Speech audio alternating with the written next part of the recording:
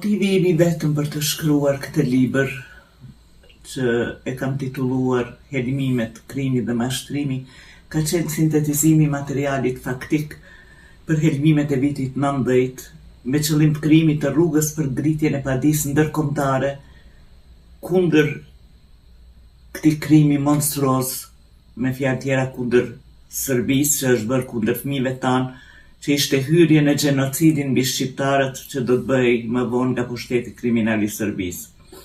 Edhe pse vonë, shumë vonë, përpjekja ime që në të 90-at të bëjmë një padi ndërkombëtare për helmimin monstruoz të fëmijëve tanë ishte e pasuksesshme. Por megjithatë, ma mirë vonë se kurrë. Kjo padi edhe nëse dështon, megjithatë ajo e ka vlerën e vet pakontestueshme.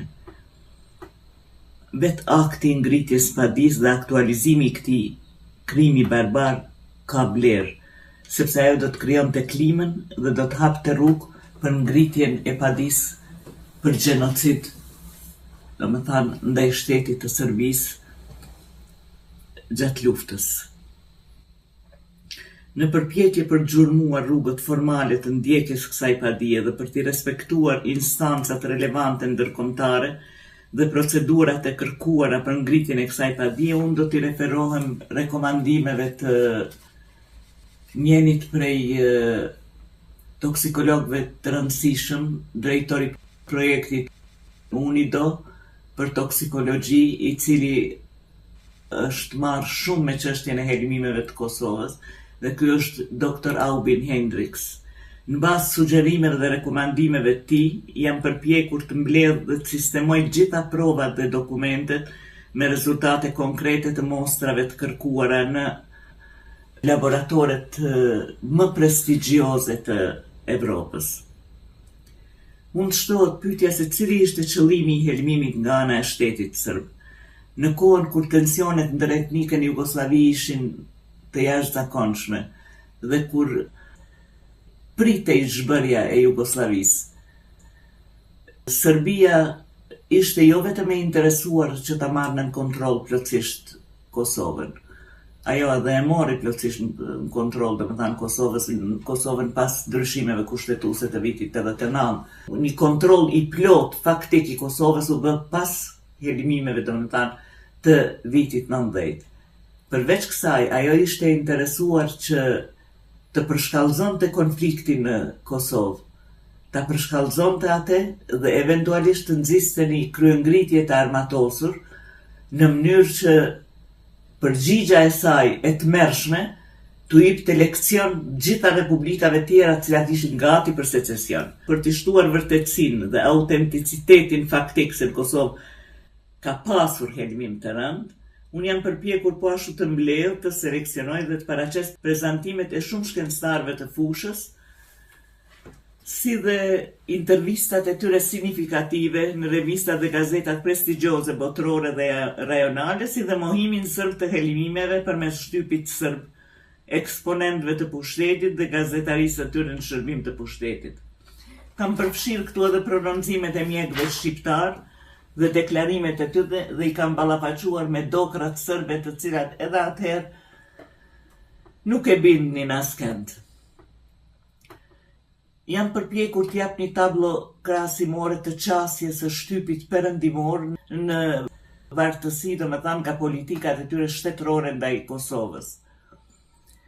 Një vend të merituar natyrisht I kam dhënë Kishës Katolike Shqiptare, e cila bëri aq shumë për kurimin e mbi 3.000 fëmijëve tonë shqiptarë të cilët nuk I pranonin në spitale atëherë. Kam bërë përpjekje të pasqyroj reagimin e shtypit kohës atë shqiptar, serb dhe ndërkombëtar dhe të analizoj qasjet e tyre dhe korelacionin midis tyre. Kam cituar fragmente nga shumë intervista signifikative të shumë personave autoritativ, mjekëve, toksikologëve, shkencëtarëve e kështu me radhë. I kam ballafaquar pohime skandaloze serbe me argumente dhe me fakte që në vërtet zbulojnë të vërtetën. Jam përpjekur të bëj analizën e ideve serbe dhe evoluimin e vlerësimeve të tyre në hap me degradimin dhe zhvlerësimin e diagnozave paraprake dhe me argumente të qëndrueshme të rrëzoj mashtërimin sërb. Me që emrat e të helmuarve ndodhen në arkivat e Këshillit për mbrojtjen e drejtave dhe lirive të njeriut, si dhe janë botuar në librin e Hazir Mehmetit, Pranvere e helmuar, dhe librin e Halim Hysenit e vërteta për helmimet, nuk e kam parë të arsyeshme t'i nxjerrë në libër të gjithë, por i kam pasqyruar në mënyrë kumulative, duke treguar burimin se ku mund gjenden të tillë, domethënë në tërësi. Në fund e kam parë të arsyeshme të nxjerrë të transkriptuar debatin televiziv, domethënë Porota në Beograd, ku janë ballafaquar me krerët më të fuqishëm intelektual dhe ushtarak të Serbisë për procesin e helmimeve, sepse kam menduar se kjo është shpërfytyrimi më i qartë i cili i bëhet, domethënë, mashtrimit të madh, krimit dhe mashtrimit të madh sërb. Në fund dua të them se edhe po që se padia bëhet dhe dështon, vetë fakti i ngritjes padis ka një vlerë të jashtëzakonshme. Në kohën kur për shkak të ndryshimeve në kartën gjeopolitike globale, si dhe gabimeve në politikën tonë, domethënë gabimeve tona dhe politikën e dështuar, veçanërisht të këtyre viteve të fundit, ka arritur kulmi relativizimi i statusit të viktimës i cili gjithmonë i ka takuar popullit tonë. Kjo padi edhe e dështuar do të ketë forcën dhe të nxjerrë nga pluhuri i harresës ndërkombëtare gjenocidin sërb dhe aktet barbare që pasuan pas krimit të helmimit. Do doja t'i thoja edhe disa fjalë lidhur me disa fakte dhe argumente të cilat e bëjnë shumë të dukshme dhe të pranueshme idenë se në Kosovë ka pasur helmime monstruoze. Helmimeve masive të nxënësve shqiptar u parapriu ndarja mbi baza etnike të nxënësve në shkolla, pra segregacioni i shkollave. Helmimeve u parapriu po ashtu nxjerrja e policëve shqiptar nga puna. Mbi 7.000 nxënës janë helmuar në Kosovë. Numri sakt i të helmuarve është 7.421, ndërsa së bashku me numri e të helmuarve të Klinës, të cilët janë helmuar një vit më parë, me 1989, numri arrin në 7.529 të helmuar. Mostrat e para u dërguan në Ljubljan nga doktor Bernard Benedetti dhe ai arriti në përfundimin se helmimi është bërë i ngjashëm me helmimin që është bërë te nxënës në Çeçeni. Mostrat e dyta, të cilat po ashtu i mori doktor Bernard Benedetti, përfunduan në shërbimin sekret jugoslav. Domethënë, ato u vodhen nga hoteli dhe nuk u panë më. Mjekët dyshonin se përbërësi kimik është një organofosfat, i cili është përdorur edhe në Turqi me 1919. Serbët në paraqitjet e tyre thonin vazhdimisht se kjo është neurozë kolektive, se është induksion psikik kolektiv, se është reakcion psikogjen i shkaktuar nga friga e kështu me radhë. Qeveria jugoslave u përgjigj zyrtarisht, domethënë nga analiza e disa mostrave që janë bërë në VMA dhe tha se ato nuk tregojnë praninë e grupeve të helmeve organofosforike, karbamateve dhe përbërjeve tjera që ndikojnë në kolinesteraz, që absolutisht nuk qëndron. Këto analiza u bën për 5 ditë dhe dihet nga toksikolog të famshëm, siç është toksikologu Baren Cohen, që analizat të cilat duhet të kenë një farë kredibilitet në saktësinë e rezultatit e tyre duhet të paktën të bëhen për 6 javë, sepse vetë procesi i analizave toksikologjike është jashtëzakonisht i vështirë dhe kërkon një kohë të çmuar, e cila minimum është 6 javë për të arritur tek rezultate kredibile. Në Zagreb më vonë, në qershor të vitit 90, u organizua një simpozium, të cilin e udhëheqi aktivisti për drejtat e njeriut Dr. Slobodan Lang, ku ishin mjek nga Kosova, toksikolog nga Kroacia, Serbia, Slovenia e kështu me radhë, si dhe antar të Komisionit Federativ për çështjen e helmimeve. Aty pritej që doktori i njohur i Institutit Rebro profesor Dr. Franjo Plavčić të delte me rezultate të cilat ai kishte arritur për të vërtetuar helmimin, por në momentin e fundit, kur gjithë prisnim që ai të referonte rezultatet e analizave të tij, ai e tërhoqi dhe nuk e publikoi raportin. Natyrisht nuk ka çfarë të mendohet tjetër, post që profesor Dr. Franjo Plavčić ishte i kërcënuar dhe i shantazhuar nga autoritetet e Beogradit. Ai gjeti se në urinën e 6 të helmuarve të Kosovës është gjetur substanca dimetilfosforodithionat, e cila është karakteristike për njerëzit të cilët janë të ekspozuar, domethënë, këtyre pesticideve këtë rast. Serbët vazhdimisht thonin ky është inskenim i helmimit masiv, helmim absurd, një nacional, neuroz kolektive e kështu me radhë. Me 24 mars, Sekretariati Federativ i Shëndetësisë doli me këtë deklarat, por më vonë në qershor doli me një deklarat tjetër, gjoja më të sofistikuar, domethënë qershor të vitit 90, Ministria Federative e Shëndetësisë doli me një deklarat që ky është reakcion psikogjen i induktuar nga frika. Domethënë kishte një evoluim të kësaj diagnoze. Tash hoqën dorë prej inskenimit të helmimit absurd një nacional, neurozës kolektive, aktrimit, aksionit të menduar separatistëve shqiptar dhe kaluar në një fazë, domethënë, pak më të avancuar, ku këte e quhen reakcion psikogjen i induktuar i shkaktuar nga frika. Natyrisht se ka një korelacion midis situatës politike dhe vetë procesit të helmimeve. Helmimet do të shfrytëzoheshin si pretekst për kontrollin e plot të Serbisë mbi Kosovën pas humbjes së autonomisë së saj. Ka një korelacion dhe një interakcion midis helmimit dhe dimensionit politik të çështjeve natyrisht. Manifestimet e jashtme makroskopike të helmimit të nxënësve, simptomatologjia dhe pasqyra klinike ishin ftyra të skuqura, skuqja e konjuktivit, vështirësi në frymëmarrje, humbje e vetdijes, takikardi, frymëmarrje vështirësuar e kështu me radhë. Dhe këto, domethënë, manifestimet jashtme makroskopike, simptomatologji dhe pasqyra klinike janë shumë të ngjashme ose gati të njëjta me pasqyrën e helmimit kimik që pasqyrohet, domethënë, literaturën profesionale, siç është literatura e Dr. Jović, kakëbrëzhivet i Hemiskirat. Ai përshkruan, domethënë, këto simptomat e helmimit me helme nervore dhe ato janë shkrejt të njëjta me pasqyrën makroskopike të simptomave të cilën e kanë identifikuar mjekët tanë, një komision i mjekëve tanë, ku ishte Izedin Osmani, ishin edhe 2 ose 3 mjekë serb, të cilët e nënshkruan atë simptomatologji, por ma vonë heqën dorë prej saj, duke thënë se kjo është lëvizje e këtyre irredentistëve separatistëve shqiptar.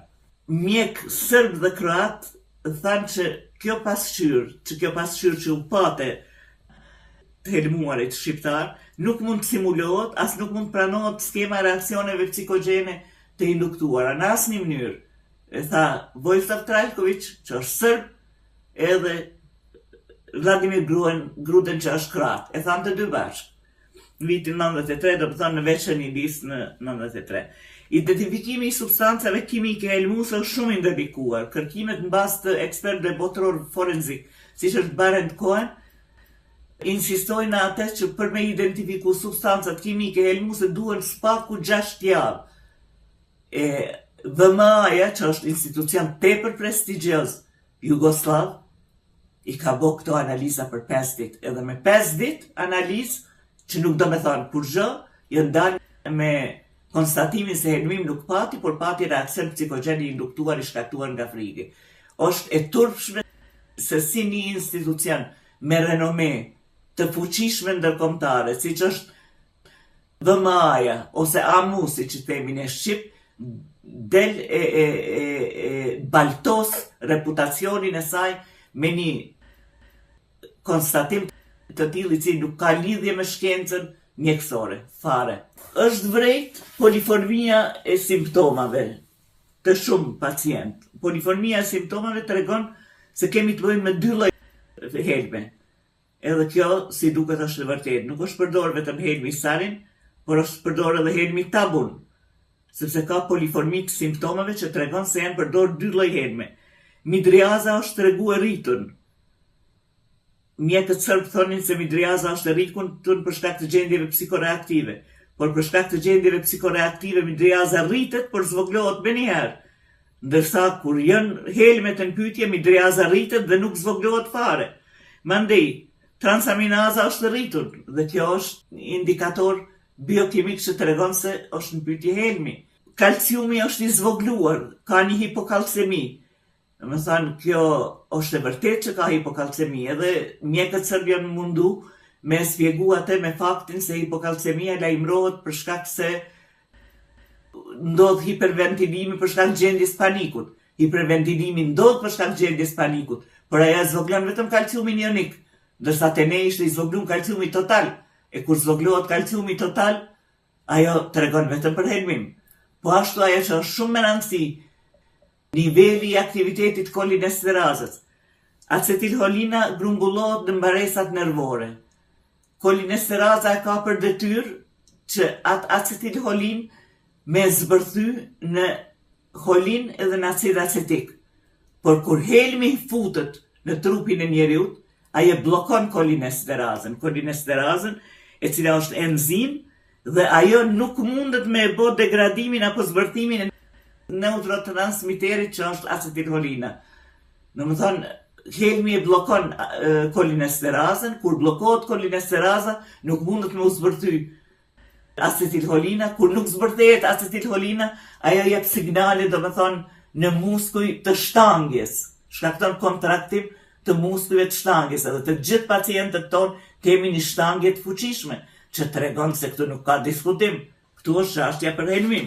Kulumtimi është shumë i ndërlikuar i këtyre, do më thonë, helmeve luftarake nervore. Edhe shkencëtari sërb Momčilo Mokranjas në librin e tij në vitin 1973 thot kur gjitha rezultatet janë negative, eksperti i ndërgjegjshëm nuk guxon me thonë se helmim nuk pati, sepse vetë procesi i identifikimit të helmit është jashtëzakonisht i vështirë dhe jashtëzakonisht me probleme.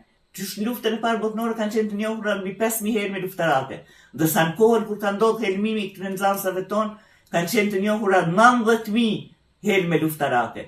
E dihet që çdo ditë sintetizohen helme të reja më të rrezikshme, domethënë.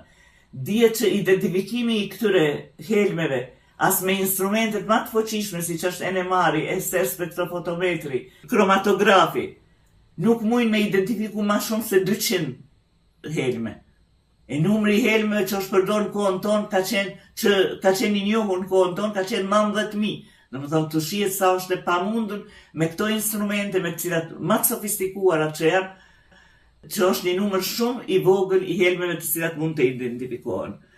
Helmi për mu identifiku duhet njët grupi i komponimit që kërkohet, duhet njën karakteristikat fiziko-kimike të ati grupi që kërkohet, kështu që është shumë e vështirë. Te VMA-ja, kjo e Beogradit, analizat janë kry vetëm në urinë edhe në gjak, mostrat e gjakut e të urinës, e jo në thoj edhe në flok ku helmi akumulohet edhe grumbullohet edhe gjendet aty, është ashtë bën analizat thojve edhe e flokve. Po ashtu, të këto helme strategjike kimike e përdorin gjakun vetëm si bartë drejt qendrave të veprimit fshehtë drejt trunit. Kështu që me analizë gjakut kur gjë nuk mund të vërtetohet. Analiza e gjakut mund të bëhet ashtu siç e kanë bë në Beograd, në VMA, edhe e urinës, ama kur gjë nga ajo nuk mund të vërtetohet, sepse helmi strategjik e përdor gjakun vetëm si bartë, si qarkullues deri te truni. Edhe nuk është me rëndësia e tregon as e tregon helmin gjak, sepse ajo nuk tregon absolutisht kur gjë. Björn Elkvist, antar i Federatës Ndërkombëtare të Helsinkit dhe Kuvendit Parlamentar të Këshillit të Evropës, ka deklaruar në mënyrë shumë të hapur, edhe pse pushteti në Beograd thotë se nuk ka helmin, Liga, domethënë organizata e tij, qëndron në pozicionin se në Kosovë ka pasur helmime. Mjeku francez Bernard Benedetti, antar i mjekëve të botës, i ka deklaruar agjencisë bullgare BTA se analizat kanë vërtetu analizat e mostrave që ai ka çu prej Kosovës atje, kanë vërtetu praninë e molekulave kloroorganike të helmit të ngjashëm me lindanin. Profesor Hendricks, drejtori i projektit UNIDO të toksikologjisë, e ka thënë të njëjtën domethënë. Lindan, Mesić, kryetari kryesisë e Jugosllavisë në atë kohë, në politika ka deklaruar se ushtria jugoslave këtë helme ka marrë në Çekoslovaki, mandej Mesić ka deklaruar po ashtu se në bazë të një admirali majori David Craig, kanë vërtetu që ky helm prodhohet edhe në vetë Jugosllavinë, domethënë në Potosi afër Mostarit. Amerikanët po ashtu kanë bërë analiza dhe i kanë çuar rezultatet e tyre dhe incizimit, video incizimet në Komisionin Ndërkombëtar të Hagës për luftë kimike dhe biologjike. Hendricks thotë se reaktualizimi i helmimeve duhet bëhet nga vetë shqiptarët se ka shumë prova se në Kosovë ka ndodhur domethënë helmimi. Dhe këto dokumente, të cilat unë i kam nxjerrë në libër, i kam mbledhur gjitha ato dokumente dhe i kam nxjerrë në pjesën e fundit të librit, gjitha duhet të mlidhen dhe të dërgohen Komisionit të Hagës për luftë kimike dhe biologjike. Edhe nëse padia dështon, nuk është me rëndësi, është me rëndësi që ne kemi ngrit këtë çështje dhe nga pluhuri i harresës do të largohen edhe krimet të cilat janë bërë gjatë luftës së fundit, domethënë në Kosovë. Në pyetjen e zotit Hendricks se çka duhet çohet si analizë, ai thotë që duhet çohen analizat e doktor Graves, i cili ardhi në përfundim se është në pyetje Helmi Sarin, edhe se po ashtu Hendricks i ka vërtetuar se edhe në Zagreb në mostrat e vërtetuara ata kanë gjetë praktikisht Helmin Sarin.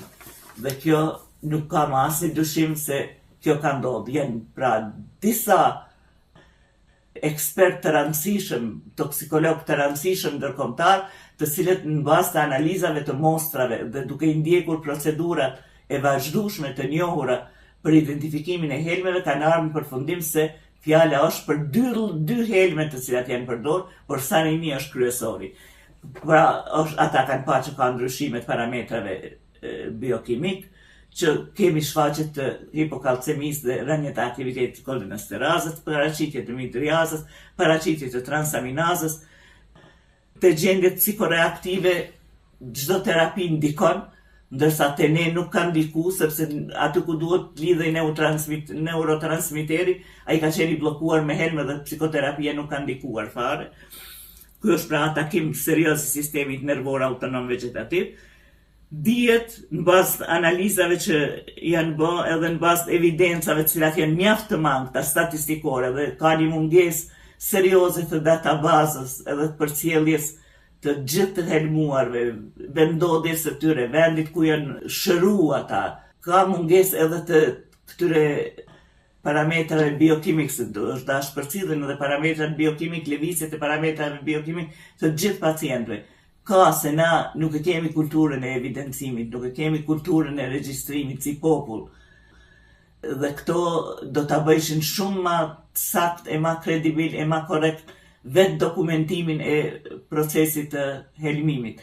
Ato megjithatë nuk janë, por edhe me ato mangësi, megjithatë nuk ka dilemë se në Kosovë ka pasur helmim dhe janë helmu 7421 nxënës të helmuar, ose bashkë me Klindën që është bërë një vjet përpara 1989, 7529, ka 3 të vdekur që kanë vdekur nga helmimi nga 28 komuna të Kosovës, në 20 ka pasur helmim, 11.000 të qerdhës janë helmuar nga 1 deri në 5 vjeç, në Gjakov, 9 Serb janë të helmuar që i kemi dokumentacionet të gjitha të cilat janë paraqit në libër, edhe të fëmijët 5 vjeçar, edhe të fëmijët 1 vjeçar simptomatologjia ka qenë e njëjtë, që edhe kjo simulimi përjashtohet të fëmijë natyrisht, ka 44 fëmijë, domethënë, të helmuar në moshën 10 vjeçe dhe prej tyre 11.000 nga 1 deri në 5 vjeç. Nuk ka asnjë dilemë që këtu helmimi ka ndodhur. Jam përpjek me nxjerr gjitha çdo argumente, analizat e shumë mjekëve shqiptar, analizat e shumë mjekëve ndërkombëtar, ballafaqimin e tyre, domethënë me këto paraqitjet sërbe të cilat kanë qenë dokra sërbe, se nuk kanë pas fare të bëjnë me realitetin, në mënyrë që me vërtetu që në Kosovë ka pasur helmim. Në fund të librit janë paraqitur gjitha dokumentacionet ku janë provat e rezultatet e analizave të laboratorit të punuara në laboratorët më prestigjioz ndërkombëtar, në të cilat është vërtetu helmimi i fëmijëve.